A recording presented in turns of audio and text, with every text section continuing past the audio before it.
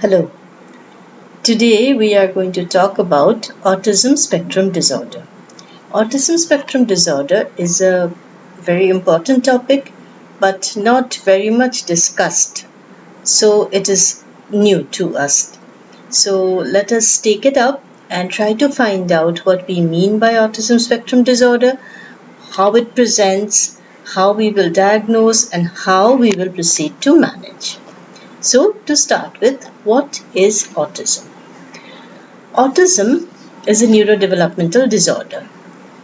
The etiology is not very well known, but this neurodevelopmental disorder is characterized by a behavioral phenotype, or rather, we can say this is a neurobehavioral condition where there is impairment in various levels. There is impairment in language development, in communication skills, impairment in social interaction, impairment in imagination, play, restrictive behavior is there, and there is impairment in sensory perception as well. And all of this happen in the early years of development. Now, we can very well categorize the problems into three heads. Number one, communication. Number two, restrictive behavior. And number three, sensory issues. Let us take a short look at the history of the condition autism. Autism has not been known for a long time. It was first described by Leo Kanner in the year 1943 among a group of children. 1 year later, in 1944, Hans Asperger, an Austrian pediatrician, described a similar condition in children, but these children had a higher cognitive level. After this, there wasn't much discussion about autism. It was not that evident among the medical fraternity till it came into the DSM-3 with specific criteria for diagnosis only in the year 1980. But thenceforth, the condition has been showing an increased prevalence at a tremendous rate. We find now that different studies from Asia, Europe, North America show an average prevalence of 1 to 2%. In USA, according to the 2016 CDC report, it is 1 in 54, that is 1.86% of children aged 8 years are falling into the ASD criteria. In India, 2014, a study was conducted in AIMS where it was found that ASD occurred in 1 in 89 children. The IIP data of 2017 shows 1 in 65. And it is documented that ASD occurs in all racial, all ethnic, and all socioeconomic groups. There is some male preponderance where the male-female ratio is 4:1. Now, what is the cause of this condition? What is the etiology? The etiology is multifactorial, being both genetic and environmental, but the exact cause is yet not known. Coming to the genetic factors, there have been linking with different genes in a number of chromosomes, including chromosome X and 2, 3, 7, 15, 17, 22. Particularly, the maternally derived 15q duplications have commonly been isolated. Male predominance also suggests an X chromosome involvement. Now, before we go into the clinical presentation, what happens to the brain in autism? We really do not know exactly what happens, but various studies, particularly the recently done fMRI studies, have shown affection of different specific parts of the brain, of which mention can be made about the cerebellum. Particularly the Purkinje cells are found to be reduced in number. There is definite affection of the limbic system. The frontal and temporal lobes are also affected. Diagonal band of Broca and the cerebellum, as I said, the cerebellar nuclei and the inferior olive have been shown to be affected. Now, as there is reduction of cells, particularly the Purkinje cells in the cerebellum, parallelly there is also some definite increase in the white matter, leading to macrocephaly, which is noted in 30% of cases. Functional MRI has also shown impaired connectivity between various lobes of the brain, leading to these behavioral abnormalities. It is postulated that they may be linked to the various behavioral and sensory impairments that are seen in autism. Now, if we look at the psychology, with this neurophysiology or neuropathological background, what are the psychologists saying? What is happening to the children who are, or the individuals who are falling in the spectrum? Various theories have come up. One theory is the empathizing systemizing theory, which says that these children or these persons have their own system of analyzing activity. Suppose given five objects, what they will think is this is the sequence in which I will keep these five objects. Suppose there are five chairs in a room, they will systematize that the red chair comes first, then the green, then the blue, and then the two yellow ones. So that is their way of understanding it. But what they do not understand is the empathizing part. If a person comes and picks up one chair and sits on it, the person with autism will not be able to understand that activity because he does not empathize with the fact that this person needs the chair to sit on. To him, five chairs need to be kept in this order. That's it. So this is also, this was referred previously as theory of mind, that is inability to understand the perspective of other people, or rather what we call mind blindness. Another theory is theory of executive dysfunction. We all perform actions through executive functioning.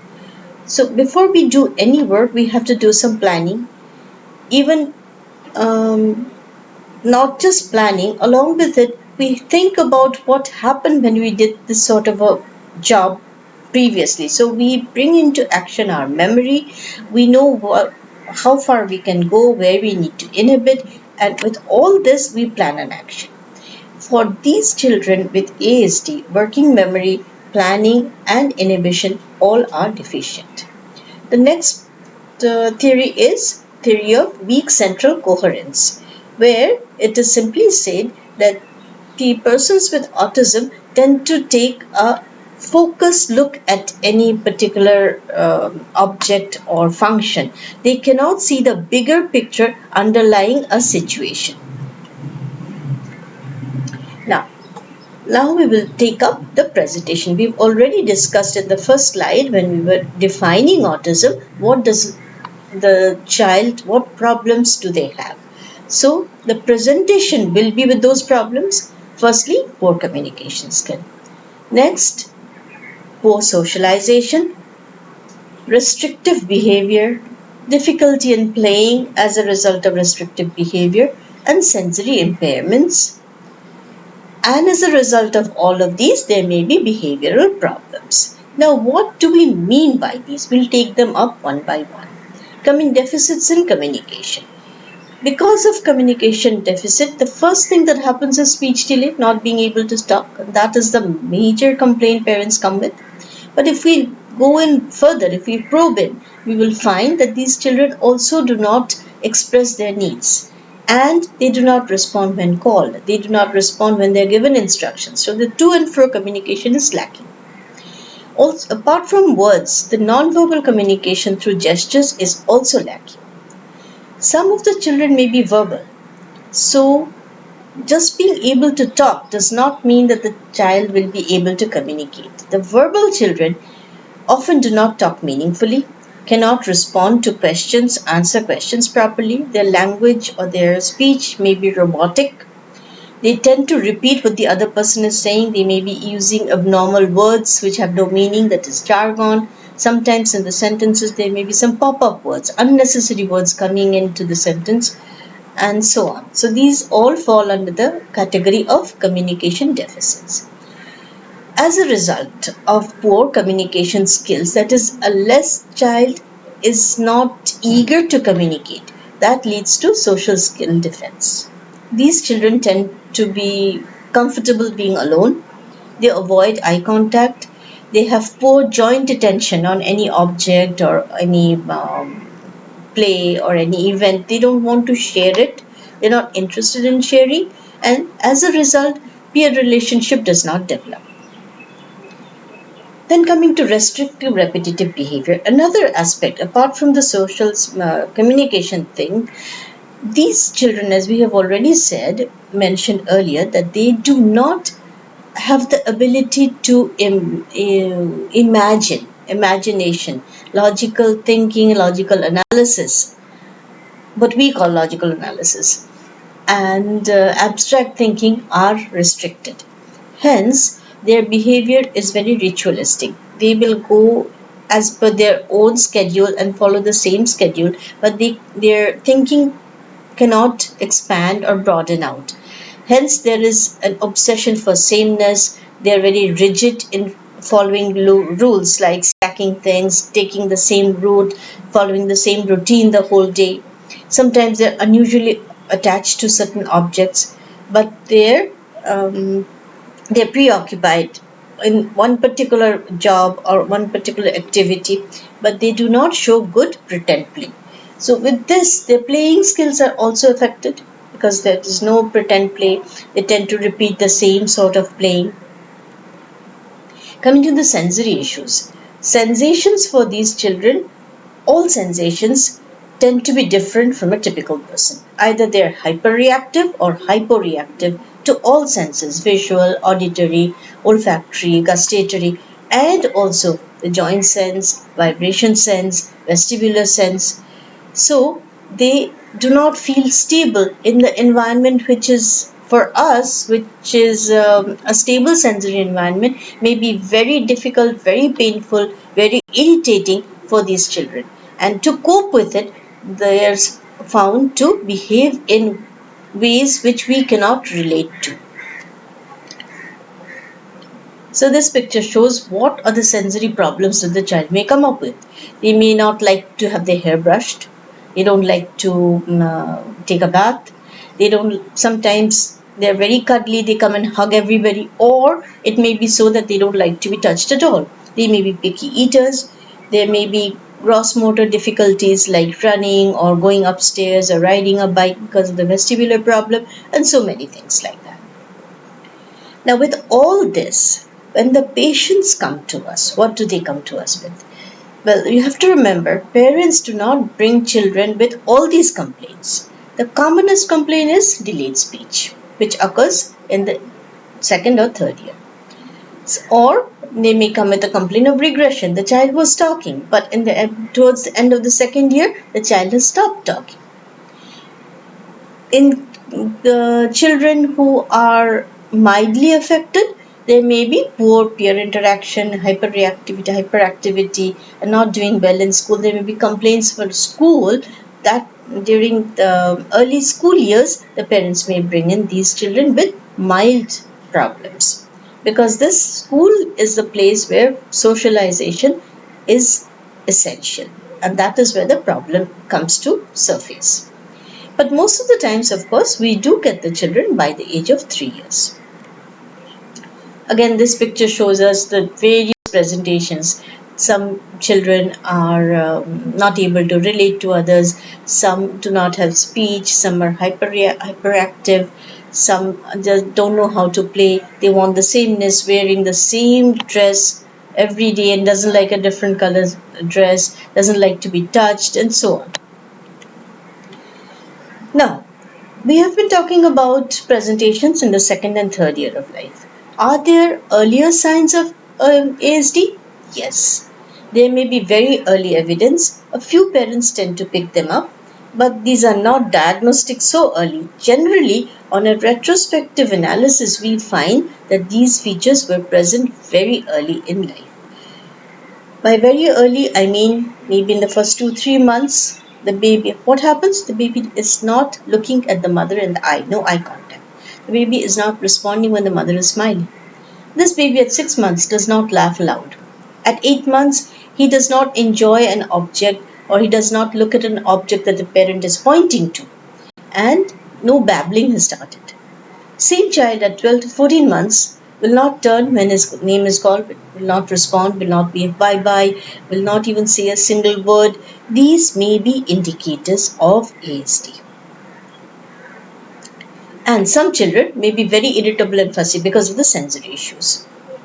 So, what we can say from all this, with all the symptoms that we have discussed, not that all children have everything. So, various areas of behavior may be affected to various levels. Hence, each child is unique in his own way with whatever symptoms he may be producing. That is why we use the term not autism but autism spectrum disorder. This is a big spectrum where on one side there may be only a few traits of ASD. On the other end, there may be a profoundly affected individual who is not being able to lead a independent life at all. So every child is unique, and the whole autistic spectrum includes every child from the end of very mild to the other end of very severe.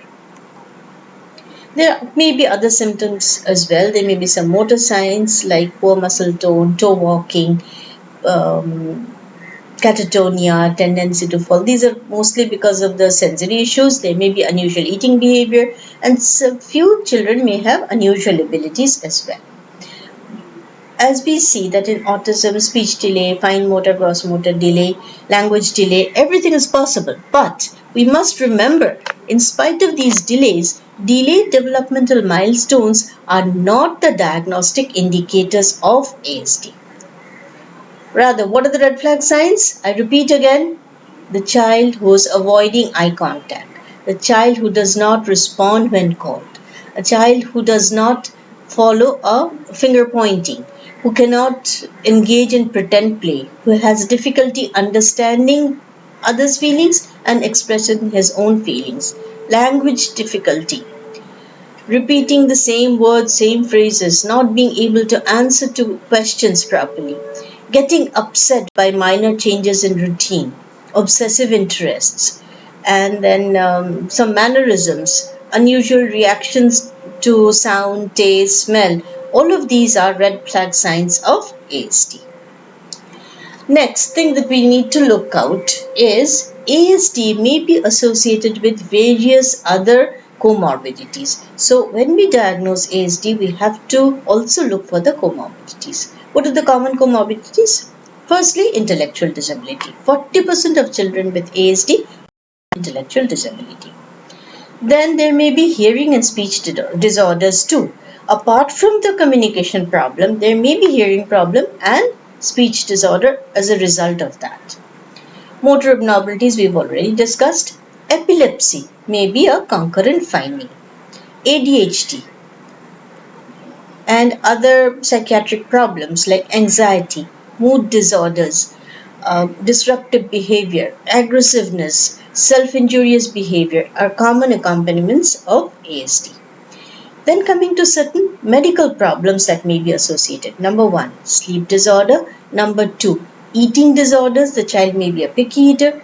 Number 3, constipation. Very important accompaniments which must be detected and treated because the child will not be able to express the problems, and these may lead to further disturbances in his behavior. Next we go on to, and pica. Yes, I missed this. 36% of children may have pica. Then we come to a condition which we call syndromic autism. Various neurological or neurodegenerative diseases, syndromes, may have autism as a feature. So we need to identify whether we are dealing with a syndromic autism or not. What are the common syndromes? Number 1, Fragile X syndrome. 25 to 50% of Fragile X children have autism. Then there may be Rett syndrome where most of them have autism, so much so that right up to DSM-4, Rett syndrome was considered or included in autism.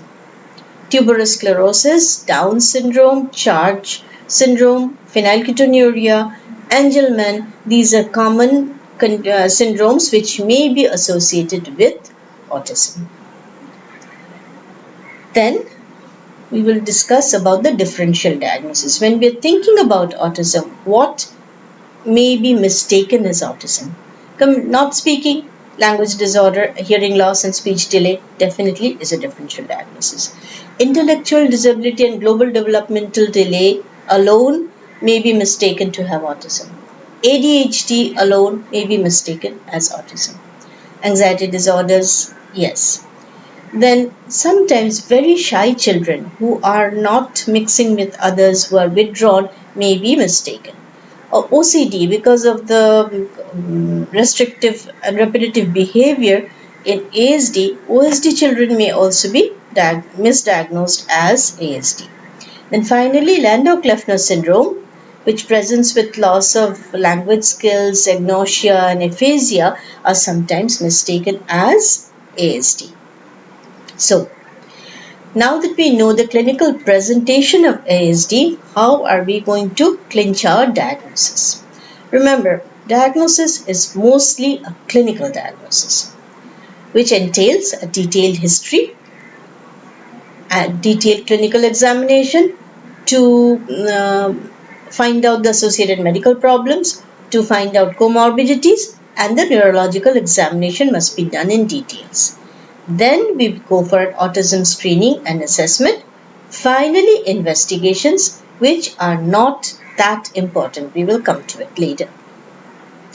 So when we're talking about diagnosis, there must be a criteria on the basis of which we can say that yes, this child has autism.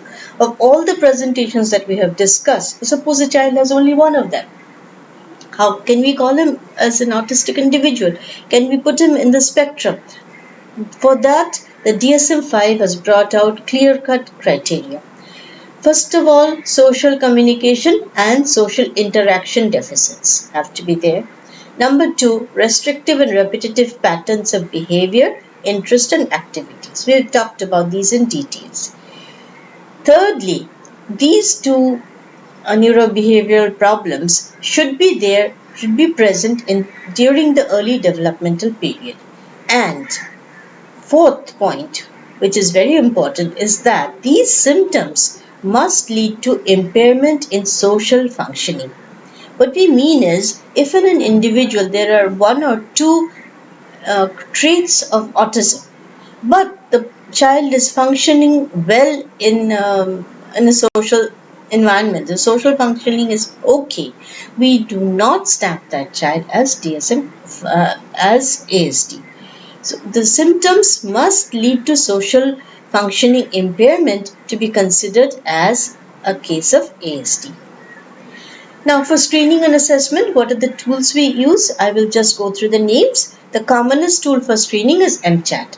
It can be done for children up to 30 months of age. It's a simple questionnaire, a freely downloadable questionnaire, and it takes 5 minutes to perform. Every practitioner can do it, even health workers are doing it. Very useful tool.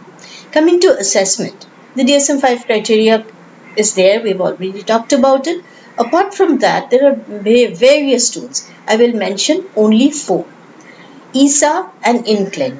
ISA stands for Indian Scale for Autism Assessment, which has been devised by the NIMH, and 2 is the INCLIN tool. These two are Indian tools, validated in India and are very useful tools. Whereas CARS and ADOS, these two are internationally accepted tools. Just know the names. I will discuss a little bit about ISA because the importance of ISA is, number 1, it is an Indian tool. We can use it here in our social arena. It comprises of 40 items, each item having a 1 to 5 score, and these items are assessed by observation and clinical evaluation. And the importance of ISA is the score that comes out is used for grading the disability. ASD being considered a disability, we need to know the grading of the disability, and ISA is utilized for that. Okay, now coming to the question of investigations. The commonest and most important ones are hearing assessment and, for our country, serum lead, particularly if there is pica. because of the lead toxicity, it should be done. Also, chromosomal microarray for fragile eggs is nowadays recommended for all male children. The other tests like EEG, MRI, metabolic screen, chromosomal study, all may be done if indicated, not for every single child. What are the indications? Like in Rett syndrome, we can go for a MECP2 sequencing, a genetic study. If the head circumference is more than 2.5 standard deviation, there is macrocephaly, a PTEN mutation may be done. EEG can be done if there are seizures. Brain MRI is indicated in case of dysmorphism, microcephaly, focal neurological signs, developmental regression. Metabolic screen, if you're dealing with developmental regression, hypertonia, organomegaly, if you're thinking of a neurodegenerative disorder or IEM, we will do these tests. With that, we go quickly into the management.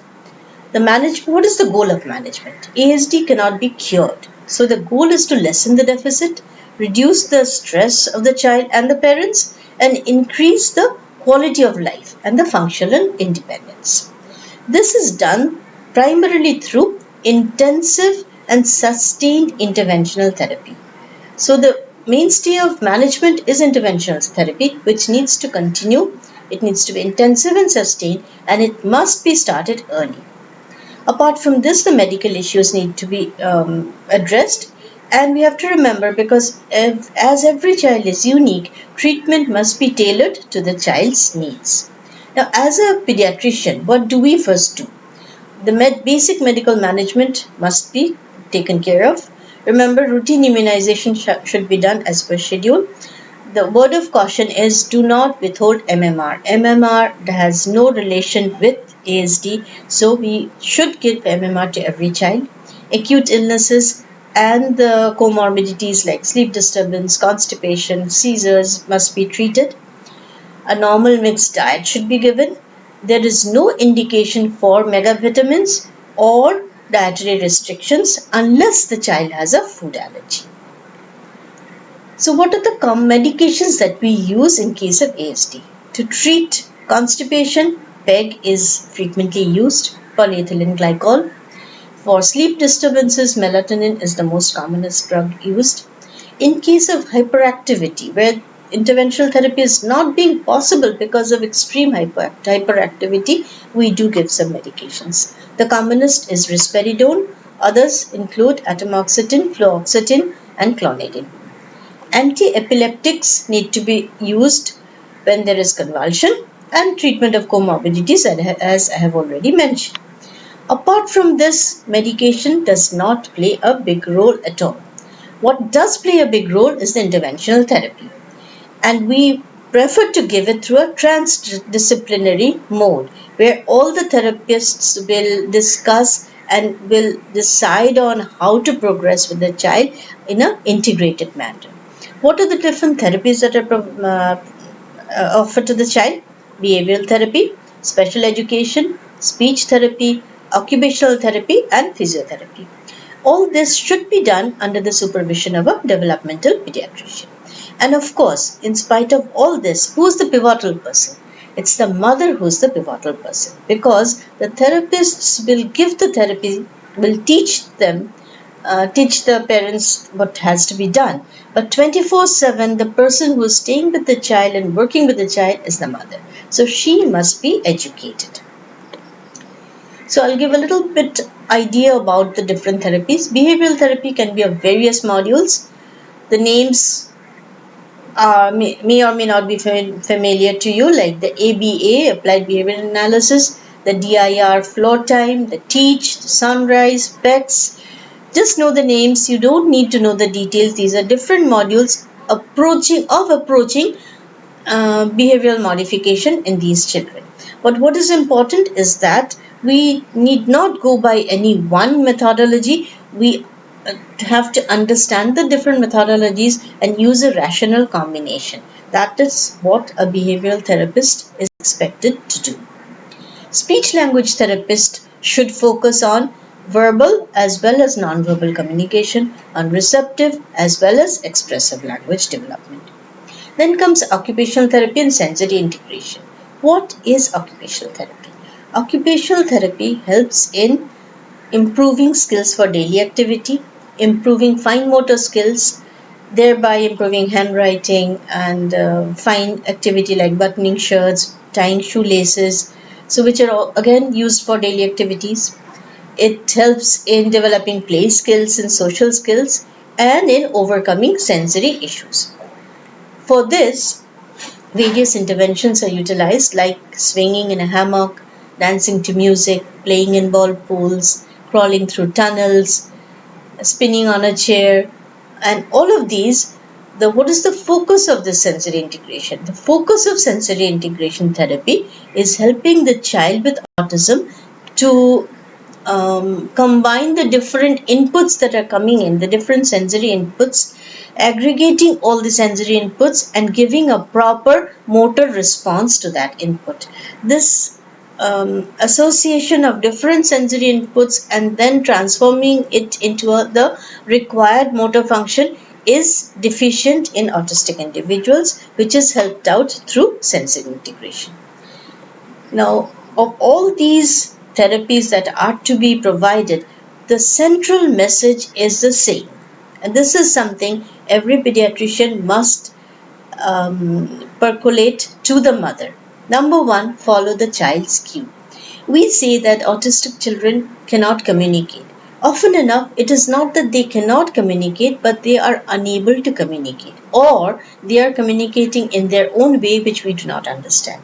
So we must pay good attention to the child and understand what cue she is giving. And next, get down to the level of the child and build up from there. If the child is playing with his hands, go and sit beside the child at his level, play with hands with him to the same game, and then improve on that. Don't try to put something on him. Even for building up eye contact, you should go down to the level of the child, then look the child in the eyes instead of telling the child, look at me. Task analysis is important. To teach a child any activity, break that activity into small tasks and then set small goals, and that will help the child to achieve these goals and go forward. At every point, encourage the child, appreciate the child. And we tell the parents, in your response, in your activity, be animated, be interactive. Just because the child is not interactive, you should not be withdrawn too. You have to be more interactive and all the while be positive. Okay, thank you. With this, we will end today's lecture on autism. If there are any questions, we will take them up on a later date. Thank you.